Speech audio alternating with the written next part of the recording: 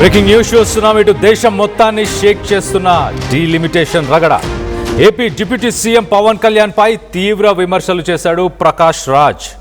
మోదీని మెప్పించడానికి ఏపీ జనాన్ని మోసం చేయకు అంటూ ఆయన కామెంట్ చేశారు. ఆంధ్ర ప్రజలు మిమ్మల్ని డిప్యూటీ సీఎం చేశారు, మీ స్వార్థం కోసం ఏపీ ప్రజల హక్కులని మోదీ కాళ్ళ దగ్గర పెట్టకండి అంటూ ఆయన కామెంట్ చేశారు. మహిళా రిజర్వేషన్ బిల్లు 2023లోనే ఆమోదం పొందింది. కావాలంటే ఇప్పుడు కూడా మహిళా బిల్లును పాస్ చేసుకోవచ్చు. కానీ మీ గ్యాంగ్ డీలిమిటేషన్ బిల్లును పాస్ చేయాలని చూస్తుంది అంటూ ఆయన కామెంట్ చేశారు. ఇది ఏపీతో పాటు దక్షిణాది రాష్ట్రాలకు తీవ్ర నష్టం చేస్తుంది అంటూ ఆయన వ్యాఖ్యానించారు. నేను చర్చకి రెడీగా ఉన్నాను, ఎక్కడికి రమ్మంటే అక్కడికి వస్తాను. అలాగే డీలిమిటేషన్కు మహిళా రిజర్వేషన్ బిల్లుకు లింకు పెట్టొద్దు, కేంద్రం లింకు పెట్టింది. ఆ మహిళా రిజర్వేషన్ బిల్లు వీగిపోవడంపై ఇటు కూటమి నేతలు అసంతృప్తి తెలియపరుస్తున్నారు అంటూ మొత్తానికైతే ప్రకాష్ రాజ్ ఇటు డిప్యూటీ సీఎం పవన్ కళ్యాణ్ పైన విరుచుకుపడ్డాడు. ఆయన చేసిన ఆ ట్వీట్ని కూడా ఒక్కసారి చదివి వినిపించే ప్రయత్నం చేస్తా ప్లీజ్. ఇటు మొదటగా పవన్ కళ్యాణ్ ఆయన ట్వీట్ చేశారు. ఏ historic opportunity to strengthen women's representation in India's legislatures has been deliberately blocked by the opposition. The opposition stance makes it clear that they lack the intent to transformative reforms that strengthen Bharat's democracy. So Pawan Kalyan చాలా క్లియర్గా ఒక historic ఆపర్చునిటీని మహిళలను బలపరిచేలాగా women empowerment కోసం ఒక opportunity దొరికితే వాళ్ళకి లెజిస్లేచర్స్లో పనిచేయడానికి, ఇటు గవర్నమెంట్లో వాళ్ళు పనిచేయడానికి ఒక ఆపర్చునిటీ దొరికితే దాన్ని అపోజిషన్ బ్లాక్ చేసింది. సిగ్గుచేటు. ఇది చాలా క్లియర్గా వాళ్ళ ఇంటెన్షన్స్ ఏంటో చాలా క్లియర్గా దీనివల్ల అర్థమవుతుంది. భారత్ డెమోక్రసీని, ఇండియన్ డెమోక్రసీని స్ట్రెంగ్తెన్ చేయడానికి, ట్రాన్స్ఫార్మ్ చేయడానికి, ఉమెన్ ఎంపవర్మెంట్కి ఈ స్కీమ్ని, ఈ ఆపర్చునిటీని వాళ్ళు బ్లాక్ చేశారు అంటూ పవన్ కళ్యాణ్, డిప్యూటీ సీఎం పవన్ కళ్యాణ్ చెప్పుకొచ్చారు.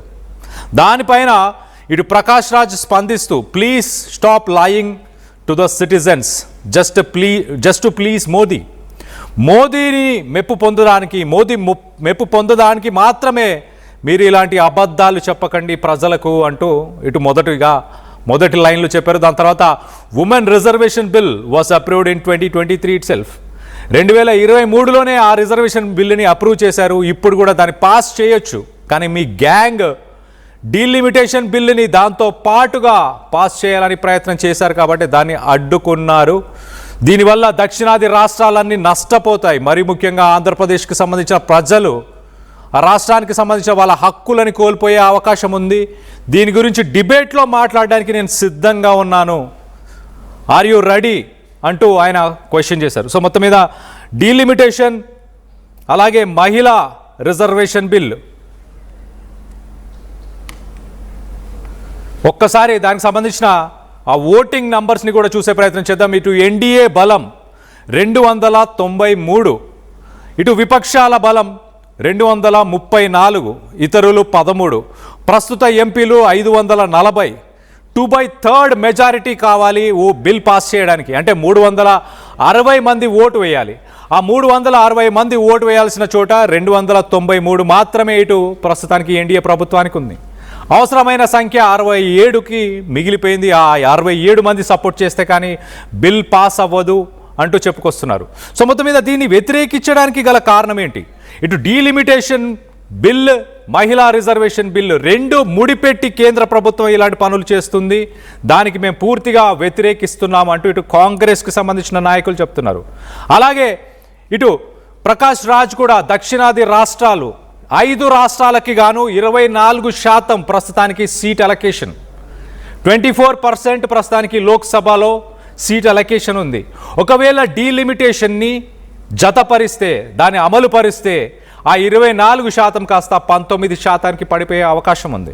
మరో పక్కన దక్షిణాది రాష్ట్రాల నుంచి, 5 రాష్ట్రాల నుంచి కేంద్రానికి కడుతున్న పన్ను, సెంట్రల్ గవర్నమెంట్కి పే చేస్తున్న రాష్ట్రాలకు సంబంధించిన ట్యాక్సెస్ చూస్తే కనుక దానికి 10 రూపాయలు ఖర్చు చేస్తే వెనకకు వచ్చే డబ్బులు అంతగా ఉండట్లేదు. అంటే కేంద్రానికి డబ్బులు రాష్ట్రాలు ఇస్తున్నాయి, దక్షిణాది రాష్ట్రాలు, కానీ దక్షిణాది రాష్ట్రాలకి కేంద్ర ప్రభుత్వం వెనకకి డబ్బులు ఇవ్వట్లేదు కాబట్టి ఒకవేళ డీలిమిటేషన్ అమలు పరిస్తే రానున్న రోజుల్లో అడిగే హక్కును కూడా కోల్పోతాము అంటూ ఇటు ప్రకాష్ రాజ్ ఉద్దేశిస్తున్నారు. దీనికి సంబంధించి మరింత డీటెయిల్గా మాట్లాడుకునే ప్రయత్నం చేద్దాం. ఇటు ఏపీ నుంచి మా ఇన్పుట్ ఎడిటర్ కృష్ణమోహన్ అందుబాటులో ఉన్నారు. కృష్ణమోహన్తో మాట్లాడి తెలుసుకునే ప్రయత్నం చేద్దాం. కృష్ణమోహన్, చెప్పండి, ప్రకాష్ రాజ్ ఒక డిబేట్కి రెడీగా ఉన్నానంటున్నారు. దీనిపైన మరి ఇటు పవన్ కళ్యాణ్ ఏమైనా స్పందించారా? ఆయన మాట్లాడిన మాటల్ని ఎలా చూడాలి? నిన్న పార్లమెంట్ లో మహిళా బిల్లు వీగిపోయిన నేపథ్యంలో ఏదైతే పవన్ కళ్యాణ్ ఒక ట్వీట్ చేశారు. ఈ పవన్ కళ్యాణ్ చేసిన ట్వీట్ లో ఒక మంచి అవకాశాన్ని, సువర్ణ అవకాశాన్ని పోగొట్టుకున్న ప్రయత్నం చేశారు. కొందరు చేసిన ఆహారం వల్ల మహిళలకి 50% విడిపోయే అవకాశం ఉంది అనేది ఆయన చేసిన ట్వీట్ సారాంశం. అయితే ఇదే సారాంశం మీద ఇతను చేసిన ట్వీట్ కి ప్రకాష్ రాజ్ చాలా గట్టిగా కౌంటర్ ఇచ్చే ప్రయత్నం అయితే చేశారు. దేశం మొత్తాన్ని ఇప్పుడు ఈ డీలిమిటేషన్ రగడ పెద్ద ఎత్తున జరుగుతుంది. తీవ్ర విమర్శలు ప్రకాష్ రాజ్ అయితే పవన్ కళ్యాణ్ మీద చేశారు. మోడీని మెప్పించడానికి ఏపీ జనాన్ని మోసం చేయబాకు అంటూ ఆయన మాట్లాడిన వ్యాఖ్యలు అయితే ఉన్నాయి. ఆంధ్రప్రదేశ్ మిమ్మల్ని డిప్యూటీ సీఎం చేశారు. మీ స్వార్థం కోసం ఏపీ ప్రజల హక్కుల్ని మోడీ కాళ్ళ దగ్గర పెట్టకండి అంటూ ప్రకాష్ రాజ్ మాట్లాడిన పరిస్థితి.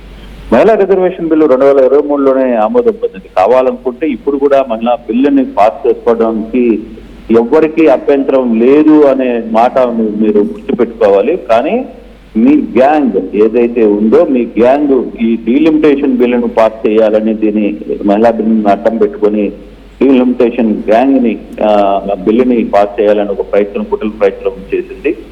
దీనివల్ల దక్షిణాది రాష్ట్రాలు ఎంత తీవ్రంగా నష్టపోతున్నాయనే అంశాన్ని ఒకసారి నువ్వు పరిశీలించుకో.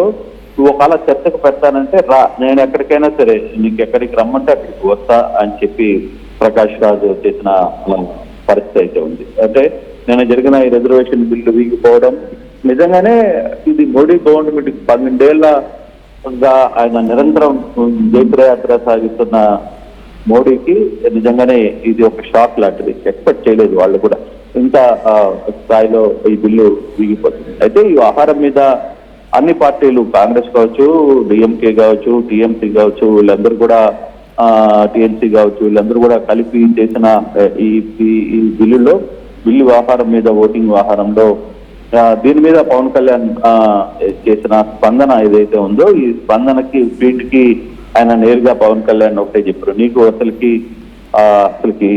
మోడీ కాళ్ళ దగ్గర ఉండడం తప్పితే నీకు వేరే ఇష్యూస్ ఏమీ లేవు. అసలుకి దక్షిణాది రాష్ట్రాలు ఏ విధంగా మోసపోతున్నాయి, ఏ విధంగా దెబ్బతింటాయి రాబోయే రోజుల్లో. ఇప్పటికే దేశంలో దక్షిణాది రాష్ట్రాలు సంపాదిస్తున్న భారతదేశానికి ఎంత ఖర్చున్నాయి, భారతదేశానికి సంబంధించి ఎంత పెట్టుబడులు, ఎంత నిధులు వీళ్ళు కేటాయిస్తున్నారు. ఒకసారి బీహార్ ని చూసుకున్నా, మరోసారి ఉత్తరప్రదేశ్ ని చూసుకున్నా వాళ్ళకి కేంద్ర ప్రభుత్వాలు ఇస్తున్న నిధులు ఎంత, వాళ్ళ పర్సంటేజ్ లో మన పర్సంటేజ్ ఎంత. కానీ డబ్బులు, ఖర్చులు, ఆదాయం, కష్టపడే తత్వం అన్ని ఉన్న దక్షిణాది రాష్ట్రాలకు సంబంధించిన వ్యవహారంలో మీరు ఉత్తరాది వ్యవహారాన్ని ఎందుకు దీని మీద గట్టిగా మాట్లాడలేకపోతుంటారంటూ ఆయన చేసిన వ్యాఖ్యలు కొంత దుమారంగా తెలియజేస్తున్నాయి. మొత్తం మీద అయితే దేశం మొత్తానికి మీద ఈ డీలిమిటేషన్ తగ్గడం మాత్రం మరోసారి తెర మీదకి వచ్చిందని చెప్పాలి. కళ్యాణ్, రైట్.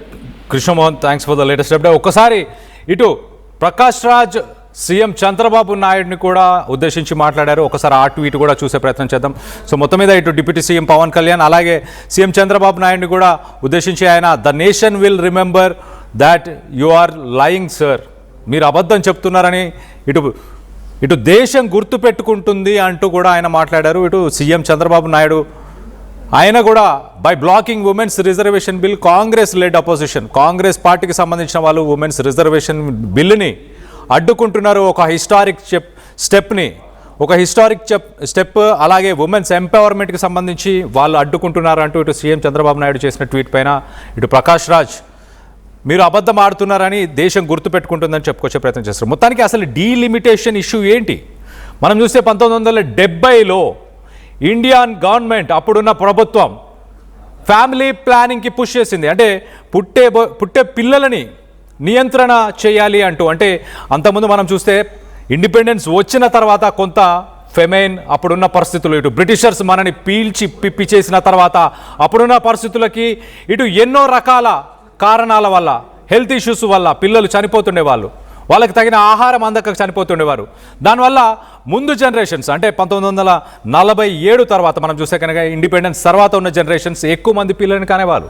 మన తాత ముత్తాతలు ముందు జనరేషన్స్ చూస్తే ప్రతి ఇంట్లో 5, 6, 7. దాని తర్వాత గవర్నమెంట్ 1970s దీన్ని నియంత్రించాలి, కొంత కంట్రోల్ చేయాలి అన్న ఉద్దేశంతో 1970s ఫ్యామిలీ ప్లానింగ్ని పుష్ చేసే ప్రయత్నం చేసింది. 1970s ఇటు దక్షిణాది రాష్ట్రాలు వీటన్నిటిని ఫాలో చేశాయి, ఆ ఫ్యామిలీ ప్లానింగ్ని ఫాలో చేశాయి. అదొక సక్సెస్ క్యాంపెయిన్ అయింది దక్షిణాది రాష్ట్రాల్లో. కానీ ఉత్తరాది రాష్ట్రాలలో, నార్థన్ స్టేట్స్లో దీన్ని ఫాలో చేయలేదు. అక్కడ పాపులేషన్ పెరిగిపోయింది. ఆర్టికల్ 82 కాన్స్టిట్యూషన్, ఇండియన్ కాన్స్టిట్యూషన్కి సంబంధించిన ఆర్టికల్ 82 ప్రకారం చాలా క్లియర్గా ప్రతి లోక్సభ సీటు కానీ అసెంబ్లీ సీట్లు కానీ వీటికి సంబంధించి ఎప్పటికప్పుడు అక్కడున్న పాపులేషన్ని బట్టి ఆ డీలిమిటేషన్ని చేయాలి అంటూ ఇటు ఇండియన్ కాన్స్టిట్యూషన్, భారత రాజ్యాంగం చెప్పుకొస్తుంది. కానీ ఇప్పుడున్న సిచ్యువేషన్ ఏంటంటే ఇటు ఉత్తరాది రాష్ట్రాలలో 1970s ఫ్యామిలీ ప్లానింగ్ని ఉత్తరాది రాష్ట్రాలు పట్టించుకోలేదు, అంతగా సక్సెస్ఫుల్గా ఆ క్యాంపెయిన్ రన్ అవ్వలేదు. దక్షిణాది రాష్ట్రాల్లో ఆ క్యాంపెయిన్ రన్ అయింది కాబట్టి ఇక్కడ పాపులేషన్ తగ్గింది. కానీ ఉత్తరాది రాష్ట్రాలు కనుక ఇప్పుడు డీలిమిటేషన్ తర్వాత సీట్లను పెంచితే అక్కడ సీట్స్ అధిక మోతాదులో ఉండే అవకాశం ఉంటుంది. సో దక్షిణాది రాష్ట్రాలకి ఒక వాయిస్ ఉండని సిట్యువేషన్ ఏర్పడుతుంది. కాబట్టి మరో పక్కన ఇటు దక్షిణాది రాష్ట్రాల నుంచి జీడిపి, ఇటు కేంద్రానికి కడుతున్న పన్నులో విలువ చూస్తే కనుక ఉత్తరాది రాష్ట్రాలకు ధీటుగా ఉంటుంది. అయినా కూడా కేంద్ర ప్రభుత్వం నుంచి రిటర్న్లో సదర్న్ స్టేట్స్కి వస్తున్న ఫండ్స్ మాత్రం తక్కువగా ఉన్నాయంటే ఆల్రెడీ క్వశ్చన్స్ నడుస్తున్నాయి. ఆల్రెడీ చాలామంది క్వశ్చన్ చేస్తున్నారు. అదే పాయింట్ని ఇక్కడ ప్రకాష్ రాజ్ మాట్లాడే ప్రయత్నం చేశారు. దీనికి సంబంధించి మీరేమనుకుంటున్నారు? డీలిమిటేషన్ అయితే దక్షిణాది రాష్ట్రాలు నష్టపోతాయని మీరు భావిస్తున్నారా? మీ అభిప్రాయాలు ఏంటనేది కింద కామెంట్ రూపంలో తెలియపరచండి.